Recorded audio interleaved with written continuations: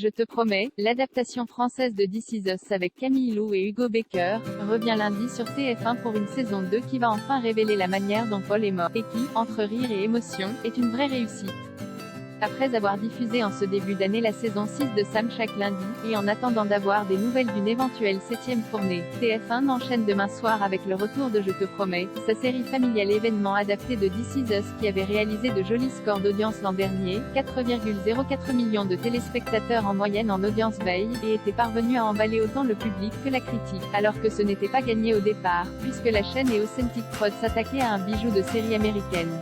Hugo Becker, Camille Lou, Marie-Lou Berry, qui passe également derrière la caméra pour co-réaliser la saison, Guillaume Labbé, Narcisse Meym, Marc Rizzo, ou encore Léonie Simaga remplit pour une deuxième saison de Haute Volée, qui, évidemment bien aidée par le fait que la saison 2 de This Is Us soit l'une des plus réussies, va encore plus loin dans l'émotion et l'humour, et nous assène de nombreuses uppercuts. Notamment dans tout ce qu'elle raconte autour de l'événement tragique qui a bouleversé la vie de la famille Gallo, la mort de Paul. Puisque ces 12 nouveaux épisodes de Je te promets révèlent enfin les circonstances exactes de son décès. Des personnages et des interprètes qui prennent leur envol toujours, très fidèles à la version d'origine, pour des raisons contractuelles visiblement imposées par la Fox et Disney. Cette nouvelle saison emmène Maud, Mathis, et Michael, les triplés Gallo, vers de nouveaux horizons teasés en fin de saison 1, qui ouvrent le champ des possibles pour chacun des personnages et leur offrent de nouvelles intrigues passionnantes qui font office de quelques-uns des fils rouges de ce deuxième chapitre.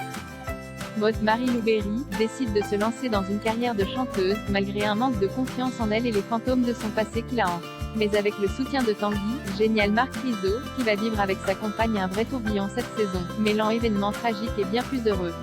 Mathis, Narcisse Meym, qui avait eu une véritable épiphanie l'an dernier et avait fini par démissionner de son travail sous le poids de sa dépression, accueille une adolescente de 14 ans au sein de son foyer, espérant ainsi lui donner la même chance qu'il a lui-même eu à la naissance en étant adopté par Paul et Florence. Mais l'arrivée de la jeune Rose, Sandy Affilouni, ne va pas se faire sans heurts.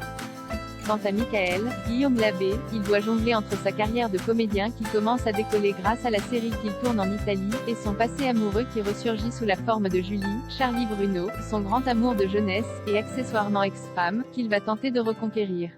Tout en introduisant une galerie de nouveaux personnages attachants, à commencer par Julie justement et par Mélodie, Noémie Zetoun, la Madison de This Is Us, qui jouit ici d'un caractère quelque peu différent plutôt bienvenu dans un exercice de remake. Je te promets parvient également à apporter encore plus de profondeur à ses héros en explorant épisode après épisode leurs failles et leurs blessures. Si Hugo Becker et Camille Lou sont tout bonnement excellents dans les flashbacks et tout ce qui est lié à la mort de Paul, cette saison 2 donne également une place plus importante aux versions enfants et ados des triplés, et révèle certains comédiens, dont Axel Naroditsky, Michael ado, et Dembo Camillo d'ici tout commence et demain nous appartient, Mathis ado, très juste dans leur partition, et le jeune Hugo Kestel, Michael enfant, remarquable dans l'épisode 8.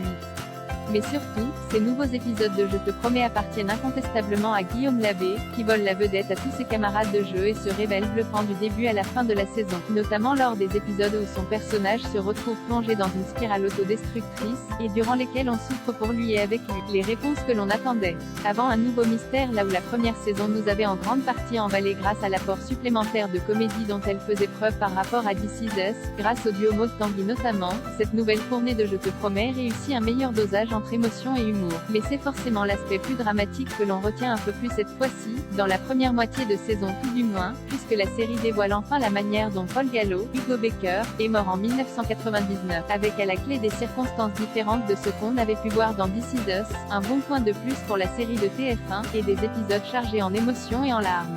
Pour les héros comme pour les téléspectateurs. Préparez donc les mouchoirs. Au-delà des 2 épisodes centrés sur la mort du patriarche des Gallo, cette saison 2 réussit parfaitement à montrer pourquoi le deuil de Maud, Michael, et Mathis a été si difficile à faire, et pourquoi, plus de 20 ans après, ils se débattent toujours avec ce deuil quasi impossible et les conséquences de la mort de leur père, ce héros qui semblait si parfait, si invincible, malgré ses failles, et qui apportait tant d'amour et de lumière dans la vie de tous ceux qui l'entouraient. Passé l'épisode 8 le meilleur, qui convie le public à une réunion de famille qui va vite virer au règlement de compte et déploie en parallèle des flashbacks extrêmement touchants, les 4 derniers épisodes de cette deuxième saison sont probablement moins réussis et moins forts, même si le final contient de jolis moments et ouvre des portes qui ne manquent pas d'intriguer pour la suite, car, les zones d'ombre entourant la mort de Paul désormais derrière nous, Je te promettise déjà un autre mystère, toujours lié au personnage d'Hugo Becker, qui promet d'être central en saison 3. Si saison 3 il y a, car, comme toujours, ce sont les audiences qui décideront de l'avenir de la famille Gallo sur TF1. Et vu la qualité de cette saison 2, il serait dommage de s'arrêter en si bon chemin.